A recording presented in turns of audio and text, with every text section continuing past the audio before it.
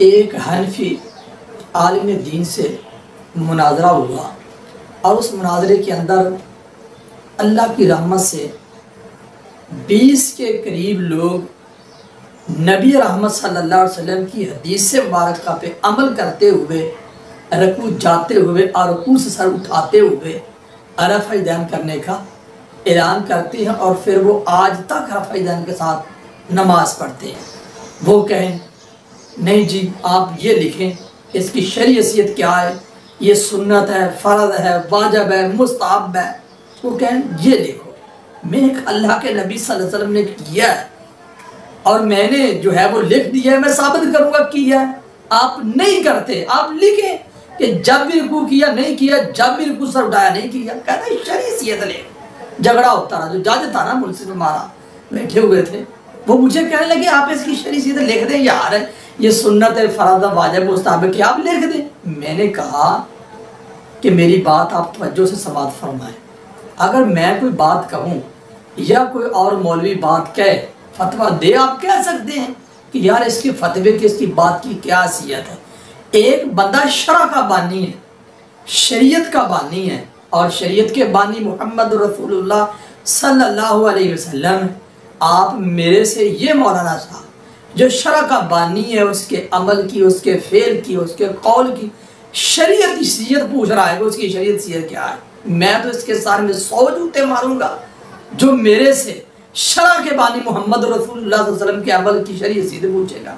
بسم اللہ الرحمن الرحیم۔ آپ نے اس حضرت کی گفتگو سنی جو یہ ثابت کر رہا تھا کہ میں نے ایک مولوی صاحب کو لاجواب کیا، اور لوگوں نے پھر رفع یدین شروع کیا۔ ایک میں بھی واقعہ سناتا ہوں، اگر میں پہلے سناتا تو پھر یہ کہتا کہ سند کے ساتھ اس بات کو ذکر کرو۔ ایک دفعہ میں فجر کی نماز پڑھ کے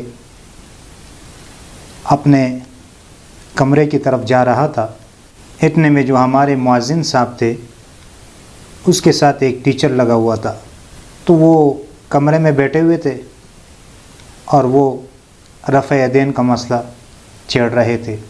جب میں اندر گیا، میں بیٹھا، وہ دونوں کو میں نے سنا، دونوں طرف سے ایک دلائل دے رہے، دوسرا دلیل دے رہے۔ تو میں نے کہا حضرت آپ بتائیں کہ رفع یدین کرنا فرض ہے یا سنت ہے، اس کا حکم آپ بیان کرے کہ یہ اس کا حکم کیا ہے۔ کیا ہے اگر یہ آدمی رفع یدین نہ کرے تو اس کی نماز کی کیا حیثیت ہے، اگر کرے تو اس کی کیا حیثیت ہے۔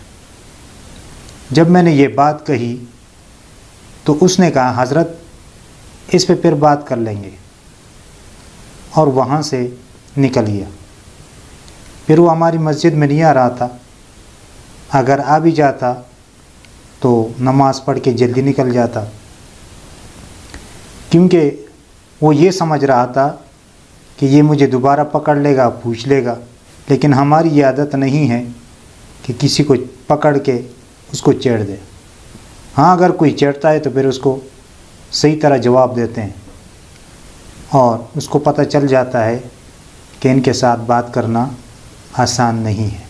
یہ رفع یدین کا حکم کبھی بھی آپ کو نہیں بتائے گا۔ آپ ان سے پوچھے کہ آپ بتائیں کہ یہ کرنا فرض ہے یا سنت ہے یا نفل ہے یا واجب ہے، آپ بتائیں، تو یہ نہیں بتائیں گے۔ اس لیے ان کے بڑوں نے، کسی نے کہا کہ یہ مستحب ہے، فتاوی علماء حدیث آپ اٹھائے، اس میں لکھا ہے کہ یہ مستحب عمل ہے، اور اسی طرح فتاوی ثنائیہ میں بھی لکھا ہے اس کا ترک کرنا اس میں ثواب کی کمی ہے، یہ نہیں ہے کہ سنت کو ترک کر دیا۔ اور زبیر علیزئی نے تو لکھا ہے کہ اس کا کرنا ضروری ہے، وہ بھی نہیں بتا سکا کہ یہ فرض ہے یا سنت ہے، اور یہ کہتے ہیں کہ یہ آپ صلی اللہ علیہ وسلم نے کیا ہے۔ جو کام آپ صلی اللہ علیہ وسلم نے کیا ہے ہم وہی کریں گے۔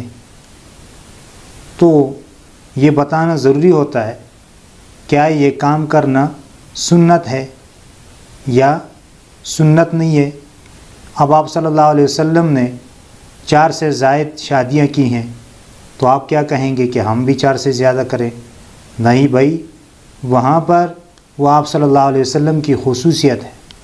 اس طرح دیگر چیزیں ہیں جو آپ صلی اللہ علیہ وسلم کے ساتھ خاص ہیں، تو اسی طرح اس کو بھی حکم بیان کریں کہ آیا یہ سنت ہے یا فرض ہے، تاکہ لوگوں کو پتہ چل جائے کہ واقعی یہ سنت ہے یا فرض ہے، اور اس کے بغیر نماز ادا ہوگی یا نہیں۔ اللہ تعالیٰ سے دعا ہے کہ اللہ تعالیٰ ہمیں صحیح دین سمجھنے اور اس پر عمل کرنے کی توفیق عطا فرمائے۔ وما علینا الا البلاغ المبین۔